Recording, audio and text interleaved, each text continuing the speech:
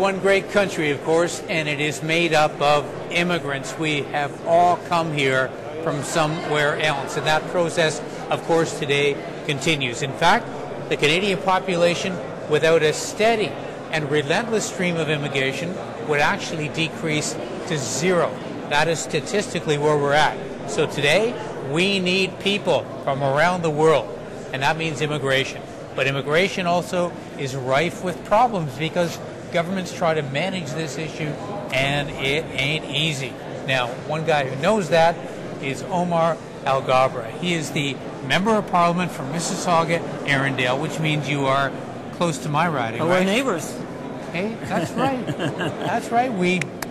All right, now you are also the critic for immigration for the Liberal Party. That's correct. And I want to talk for a minute about a big election promise that was made during the last campaign. Right. Because we've had a bit of an issue with people coming to Canada who've got PhDs and they end up working at Tim Hortons. Correct. Right? Because we just don't utilize their potential. The promise was made the Conservative government was going to fix all that. Have they? Absolutely not. This is another broken promise. The Conservatives in the last campaign made an explicit promise, and in my opinion, exploited the angst and frustrations of many new Canadians, where they said we're going to fix this problem. They were unequivocal, they were unambiguous about fixing this problem. Now it's a year and a half later, 2 budgets, and the only thing they have done is create a storefront that pushes the buck somewhere else and points fingers at other jurisdictions where they say, that's all we could do for you. So this is really adding up to the frustration. And you're absolutely right. We have a lot of talent in this country that we are underutilizing.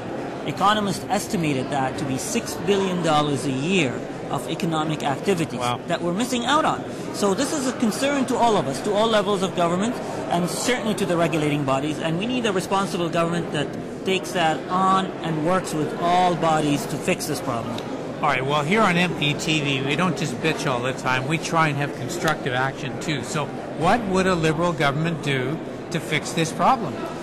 First, we need to recognize the multi-dimension and the complexity of the problem. And we have, when we were in government, our last budget in 2005 dedicated approximately $300 million of funds and creative initiatives to help provinces and regulating bodies to work to fix this problem.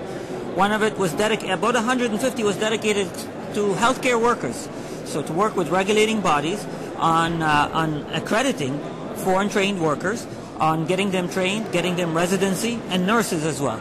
As we need to find a way to empower regulating bodies, to empower immigrants. So any confusion, any discretion that is in the system right now is minimized or mitigated, so an immigrant comes in our country, knows exactly what the process is going to entail. The problem right now, we have too much ambiguity. We need to clarify it, we need to stabilize it, and we need to tell the immigrants before they even arrive what the responsibilities and the steps that they need to take are. Yeah, it makes sense. All right, Omar, one other thing I wanted to ask you about is this backlog of not only qualified immigrants in the queue, but refugee claimants. It all seems to be somewhat out of control. And in fact, the Conservatives again said, elect us, we're going to deal with this, we're going to get this situation more managed. And now it seems worse. Is that the case? It's absolutely worse. We just saw reports last week that the refugee backlog has doubled since this government has taken office. And one of the reasons why that has happened is that now we have a third of the adjudicators, Immigration and Refugee Board adjudicators, are vacant. And why is there paralysis right now? Is because the Conservatives are trying to impose their own way of appointing judges that suits their needs so they can appoint their buddies. In fact, the former chair, who is the former chair now, has resigned in protest because of what the Conservatives are trying to do. So, we've seen it all over. The Conservatives appear to be imprisoned by their ideology and are become paralyzed not to look after the matters or the affairs of our country in attempts to impose their own ideology on various government organizations. Now, Omar, one last thing. Your riding and my riding are side by side. We have a lot of people coming into Halton who have immigration issues, a lot of family issues. Yes. My office is just like night and day. We're dealing with these claims. And my staff wanted me to ask you, if you have any tips for them. Well, you know, your staff, I'm sure, doing a fantastic job. You're absolutely right. We have a lot of new Canadians in our ridings, and they have legitimate, serious issues. And unfortunately, the ambiguity and the uncertainty makes it much more complex, and they come to us to help them.